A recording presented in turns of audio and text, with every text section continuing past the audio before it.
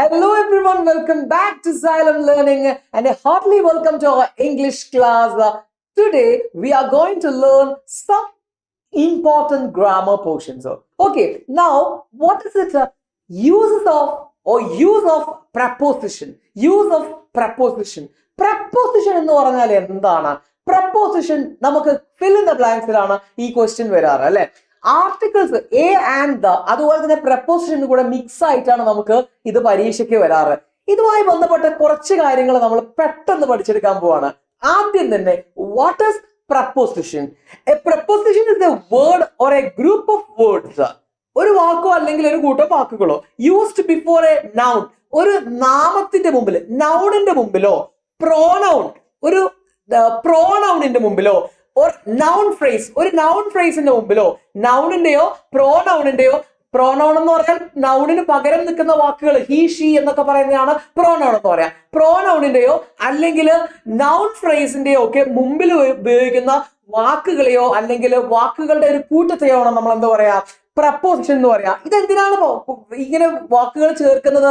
In order to show direction, time, place, location, spatial relationship or to an object എന്ന് വെച്ചാൽ ചില കാരണങ്ങൾ കാണിക്കാൻ വേണ്ടിയിട്ട്. ഇപ്പം ഉദാഹരണത്തിന് ഒരു സ്ഥലത്തെ കാണിക്കാൻ, അല്ലെങ്കിൽ ഒരു സമയത്തെ കാണിക്കാൻ, അല്ലെങ്കിൽ ഒരു ലൊക്കേഷൻ കാണിക്കാനൊക്കെ വേണ്ടിയിട്ടാണ് സാധാരണ ഇത് യൂസ് ചെയ്യാറ്. ഇങ്ങനെയൊക്കെ പറയുമ്പോൾ നമ്മൾ വിചാരിക്കുന്നത് എന്തോ വലിയ സംഭവമാണ്. ഒന്നുമില്ല, ഇത് നമുക്ക് അറിയാവുന്ന 2-3 എക്സാമ്പിൾസ് പറയാം. In, on, at, to, from, into, with എന്നൊക്കെ പറയുന്ന പ്രപ്പോസിഷൻസ് നമ്മൾ പഠിച്ചിട്ടില്ലേ? അല്ലെങ്കിൽ അവർക്ക് വിളിക്കുന്ന ഈ പറയുന്ന ആളുകളെ വിളിക്കുന്ന ഒരു പേരാണെന്താ പ്രപ്പോസിഷൻസ്. ഇത് നിങ്ങൾ ക്വസ്റ്റ്യൻ പേപ്പറിൽ കണ്ടിട്ടുണ്ടായിരിക്കും ഇതെങ്ങനെ വരാന്ന്. അപ്പൊ ഇത് എവിടെയൊക്കെയാണ് നമ്മൾ യൂസ് ചെയ്യാന്നുള്ളതാണ് നമ്മൾ ഈ വീഡിയോയിലൂടെ പഠിക്കാൻ പോകുന്നത്. അപ്പൊ റെഡി അല്ലേ? നോക്കാം നമുക്ക്. ആദ്യം തന്നെ ടൈപ്സ് ഓഫ് പ്രപ്പോസിഷനിൽ first one preposition of time, സമയത്തെ കാണിക്കുന്ന prepositions. For example at, on, in, before, after. ഇതാണ് സാധാരണ സമയവുമായി ബന്ധപ്പെട്ട് വരാറ്. അറ്റ്, അതുപോലെ ഓണ്, അതുപോലെ ഇന്ന്, അതുപോലെ ബിഫോർ, അതുപോലെ ആഫ്റ്റർ. ഇത്രയും പ്രപ്പോസിഷൻസ് സമയവുമായി ബന്ധപ്പെട്ടിട്ട് നമ്മൾ എന്ത് ചെയ്യാറുണ്ട്? പഠിക്കാറുണ്ട്. ഓക്കെ, ഇനി നമുക്കത് എവിടെയൊക്കെയാണെന്ന് ക്വസ്റ്റ്യൻസിൽ നോക്കാം. I was born dash August 17th 2005. I was born dash 17th August. അല്ലെ, ഇത് 17th August 2005 എന്ന് പറയുന്നത് ഒരു ഡേറ്റ് അല്ലേ? ഡേറ്റിന്റെ മുൻപിൽ നമ്മൾ എന്താണ് ചേർക്കേണ്ടത്? അപ്പോ ഡേറ്റിന്റെ മുമ്പിൽ നമ്മൾ ഓൺ ആണ് ചേർക്കേണ്ടത്. അതങ്ങനെ പഠിച്ചു വെച്ചാൽ മതി. ഡേറ്റിന്റെ മുമ്പിൽ നമ്മൾ ഏത് പ്രപ്പോസിഷനെ ചേർക്കുക? ഓൺ ആണ് ചേർക്കുക. ഓക്കെ, ഇനി അടുത്ത ക്വസ്റ്റ്യൻ നോക്കാം. I was born in 5. I was born in, വർഷമാണ് വന്നത്. ഇവിടെ ഇയർ ആണ് വന്നത് അല്ലെ? ഇയറിന്റെ മുമ്പിൽ നമ്മൾ എന്താ ചേർക്കുക? ഇന്നാണ് ചേർക്കുക. ഡേറ്റ് വന്നാല് ഓണാണ്, ഇയർ വന്നാല് ഇന്നാണ്. ഇനി അടുത്തത് എന്താണ്? I was born exactly at 12 AM. At, കൃത്യമായ ഒരു സമയം പറയുകയാണെങ്കിൽ അറ്റാണ് നമ്മൾ ഉപയോഗിക്കുക. കൃത്യമായ സമയം പറയുന്നുണ്ടെങ്കിൽ അറ്റാണ് ഉപയോഗിക്കുക. എന്നാൽ കൃത്യമായ ഡേറ്റ് പറയുകയാണെങ്കിൽ എന്താ ഉപയോഗിക്കുക? ഓൺ ആണ് ഉപയോഗിക്കുക. കൃത്യമായ ഇയർ പറയുകയാണെങ്കിൽ ഇന്നാണ് ഉപയോഗിക്കുക. ഓക്കെ, മന്ത് ആണെങ്കിലും മാസമാണെങ്കിലും ഇന്ന് തന്നെയാണ് നമ്മൾ ഉപയോഗിക്കുക കേട്ടോ. ഇനി അടുത്ത് നോക്കുക. He reached there 5 minutes before my friend. I reached there. ഞാൻ അവിടെ എത്തി.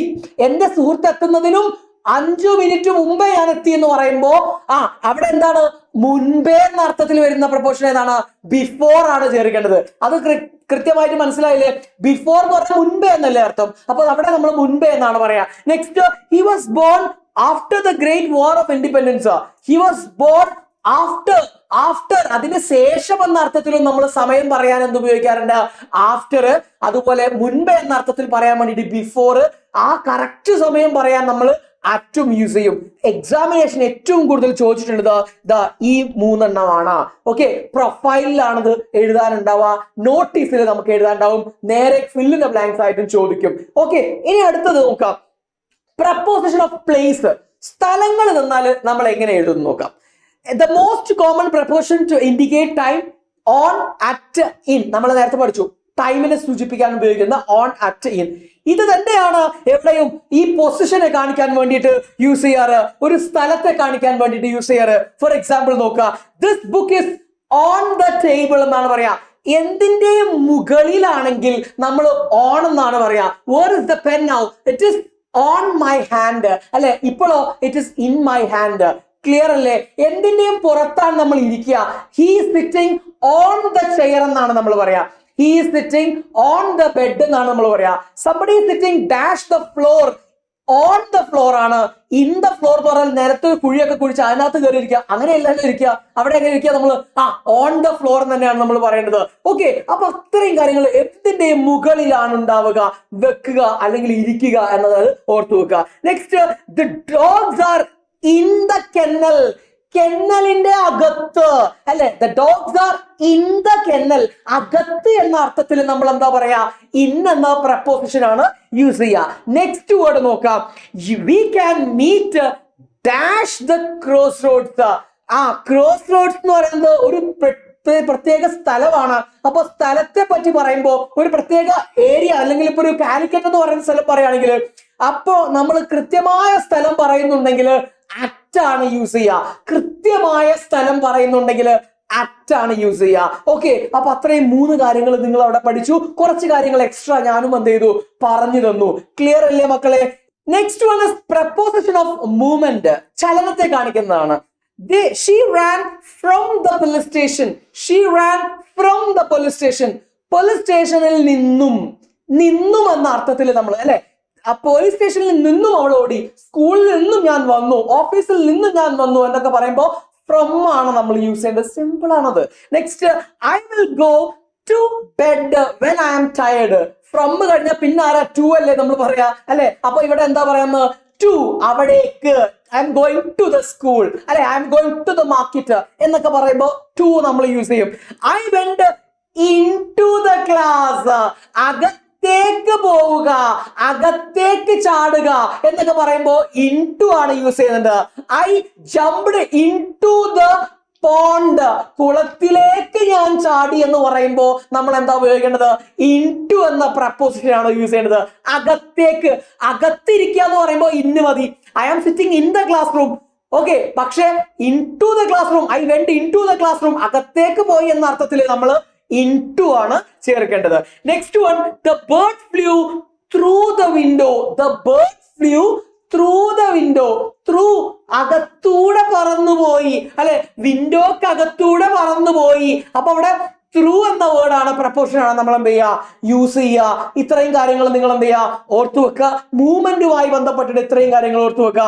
ഇനി നമുക്ക് സാധാരണഗതിയിൽ ചോദിക്കുന്ന അല്ലെങ്കിൽ നമ്മുടെ ക്വസ്റ്റ്യൻ പേപ്പറിന്റെ അകത്തുള്ള കുറച്ച് പ്രപ്പോസിഷൻ, എല്ലാ പ്രപ്പോസിഷനും ഒന്നും പഠിക്കാനില്ല. ഇപ്പൊ നൗണിന്റെ മുമ്പിൽ ചേർക്കേണ്ട പ്രപ്പോസിഷൻസ് ഉണ്ട്, അതുപോലെ വേർബിന് മുമ്പിൽ ചേർക്കേണ്ട പ്രപ്പോസിഷൻസ് ഉണ്ട്. ഇതൊക്കെ പാടെ പഠിച്ചെടുക്കാൻ ഒന്നും നമുക്ക് 9th സ്റ്റാൻഡേർഡിലില്ല. സോ നമുക്ക് എക്സാമിനേഷന് വരുന്ന കുറച്ച് കാര്യങ്ങൾ ഏരിയ മാത്രമാണ് ഞാൻ ഈ വീഡിയോ ഡിസ്കസ് ചെയ്യുന്നത്. സോ അതിനകത്ത് ഏറ്റവും ഇമ്പോർട്ടന്റ് ആയിട്ടുള്ള കുറച്ച് എക്സസൈസ് ഇവിടെ തന്നിട്ടുണ്ട്. ഒന്ന് ചെയ്ത് നോക്കാം നമുക്ക്. I have stayed dash Mumbai for 5 years. ഒരു സ്ഥലത്തിന്റെ മുമ്പിൽ, മുംബൈ എന്ന് പറയുന്നത് വലിയ സ്ഥലമാണ് അല്ലെ. ആ സ്ഥലത്തിന്റെ മുമ്പിൽ നമ്മൾ ഇന്നാണ് ചേർക്കുക. വലുതിന്റെ മുമ്പിൽ ഇന്നാണ് ചേർക്കുക. വലിയ സ്ഥലത്തിന്റെ മുമ്പിൽ ഇന്നാണ് ചേർക്കുക. ചെറിയ ഗ്രാമം അല്ലെങ്കിൽ ചെറിയ കമ്പാരിറ്റീവ്ലി ചെറിയ പ്ലേസുകളൊക്കെ ആണെങ്കിൽ, കമ്പാരിറ്റീവ്ലി എന്ന് പറയുമ്പോൾ 2 സ്ഥലമുണ്ട്, അതിലൊന്ന് ചെറുത് ആണെങ്കിൽ അറ്റാണ് നമ്മൾ യൂസ് ചെയ്യുക. പക്ഷെ ഇവിടെ ഒരു സ്ഥലം വലിയ സ്ഥലമാണ് പറയുന്നതെങ്കിൽ നമ്മൾ അതിന്റെ മുമ്പിൽ ഇന്നാണ് ചേർക്കേണ്ടത്. ഒരു സ്ഥലം മാത്രം പറയാ, അതുപോലെ വലിയ സ്ഥലമാണ് പറയുന്നതെങ്കിൽ ഇന്നാണ് ചേർക്കുക. അതാണ് നമ്മൾ I have stayed in Mumbai for 5 years എന്ന് പറഞ്ഞത്. ഓക്കെ, 5 വർഷമായി അയാൾ എന്ത് ചെയ്തുകൊണ്ടിരിക്കുകയാണ്? അവിടെ നിൽക്കുകയാണ് അല്ലെ. He was born dash Calicut dash Kerala. പ്രൊഫൈലിലൊക്കെ നമ്മൾ എപ്പോഴും കാണുന്നതാണ് അല്ലെ. He was born dash Calicut. Calicut എന്ന് പറയുന്നതാണ് അതിൽ ഏറ്റവും ചെറിയ സ്ഥലം. കേരള എന്ന് പറയുന്നതാണ് അതിൽ ഏറ്റവും വലിയ സ്ഥലം. ഈ 2 സ്ഥലങ്ങൾ വെച്ച് നോക്കുമ്പോൾ അപ്പൊ നിങ്ങൾ ഇങ്ങനെ ആലോചിച്ചാൽ മതി. ഞാൻ പറഞ്ഞിട്ടുണ്ട്, ചെറുതിന് മുമ്പിൽ അറ്റ് ചേർക്കുക, വലുതിന് മുമ്പിൽ ഇന്ന് ചേർക്കുക.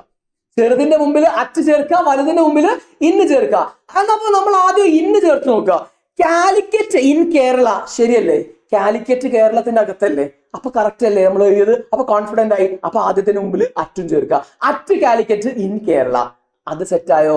മനസ്സിലായില്ലേ? ആദ്യം ABCDയിലൊക്കെ A അല്ലേ ആദ്യം വരിക, അപ്പൊ അറ്റ് ആദ്യം, ഇന്ന് രണ്ടാമത്, അങ്ങനെയെങ്കിലും ഓർത്തു വെക്കുക. പ്രൊഫൈലിൽ ഇത് എപ്പോഴും വരാറുണ്ട്. പ്രൊഫൈലിൽ ചിലപ്പോൾ 3 സ്ഥലങ്ങൾ ഉണ്ടാവും അല്ലെ? 3 സ്ഥലമാണെങ്കിൽ ഇതുപോലെ തന്നെ അറ്റ് ആദ്യം, രണ്ടാമത് ഇന്ന്, മൂന്നാമത്തെ സ്ഥലത്തിന് മുമ്പിൽ ഓഫ് ചേർത്താൽ മതി. ഓഫ് എന്ന വേർഡ് ചേർത്താൽ മതി. ഓക്കെ, അപ്പൊ ഇവിടെ അറ്റ്, ഇന്ന്, of. Okay, next, the classes begin dash 10 AM. Simple ആണ്, നമുക്കറിയാം. സമയമാണെങ്കിൽ ഉറപ്പിച്ചോ ഏതായിരിക്കും? അറ്റ് ആണ് അല്ലെ? ആ കൃത്യമായ സമയമാണ് പറഞ്ഞുള്ളത്. സോ അറ്റ് ആണ് വരിക. She goes to church dash Sundays. Sundays, Mondays, Tuesday എന്നൊക്കെ പറയുമ്പോ അത് ദിവസത്തെ അല്ലേ കാണിക്കുന്നത് അല്ലെ? ഡേനെ അല്ലേ കാണിക്കുന്നത്. അപ്പോ ഡേ എന്ന് പറഞ്ഞാല് എന്താണ് മക്കളെ? ഡേയുടെ മുമ്പിൽ ഓൺ ആണ് വരിക. അതുപോലെ തന്നെ ഡേറ്റ് ഞാൻ നേരത്തെ പറഞ്ഞിട്ടുണ്ടായിരുന്നു. ഡേറ്റിന്റെ മുമ്പിലും എന്താണ് വരിക? ഓൺ ആണ് വരിക. അതുപോലെ ഇയർ ഞാൻ നേരത്തെ പറഞ്ഞിട്ടുണ്ടായിരുന്നു. ഇയറിന്റെ മുമ്പിൽ എന്താ വരിക? ഇന്നാണ് വരിക. പ്ലേസ് ഞാൻ പറഞ്ഞു. പ്ലേസിന്റെ മുമ്പിൽ ആദ്യത്തെ പ്ലേസിന്റെ മുമ്പിൽ അറ്റ്, രണ്ടാമത്തെ പ്ലേസിന് മുമ്പിൽ ഇന്ന്, മൂന്നാമത്തെ പ്ലേസിന് മുമ്പിൽ എന്താണ് വരിക? ഓഫ് എന്നും ഞാൻ പറഞ്ഞു. സോ ഇത് പെട്ടെന്ന് പഠിച്ചെടുക്കുക. ഇത് മാത്രം നിങ്ങൾ നോക്കി വെച്ചാൽ മതി. ഡേറ്റും ഡേയും ഓൺ ആണ്. ഇയർ വന്നാൽ ഇന്നാണ്. പ്ലേസ് വന്നാൽ അറ്റാണ്. പിന്നെയും വന്നാൽ ഇന്നാണ്. പിന്നെയും വന്നാൽ ഓഫായി. അത്രയും കാര്യങ്ങൾ ഓർത്തു വെച്ചാൽ മതി. ഓക്കെ, അത് ആ രീതിയിൽ നിങ്ങളുടെ മൈൻഡിൽ ഉണ്ടെങ്കിൽ നിങ്ങൾക്ക് ആ മാർക്ക് എവിടെയും പോകില്ല. പ്രൊഫൈലിൽ നിങ്ങൾക്ക് 5 മാർക്കോ, 6 മാർക്കാണെങ്കിൽ 6 മാർക്ക് നിങ്ങൾക്ക് തീർച്ചയായിട്ടും കിട്ടും. Okay, fill in the blanks. നമുക്ക് ഇതിന് ഈ ഒരൊറ്റ കാര്യം, ഈ ഒരു എന്താ പറയുക, ക്വസ്റ്റ്യൻസ് മാത്രം പഠിച്ചു വെച്ചാൽ നിങ്ങൾക്ക് കിട്ടുന്നതേ ഉള്ളൂ. Okay, thank you.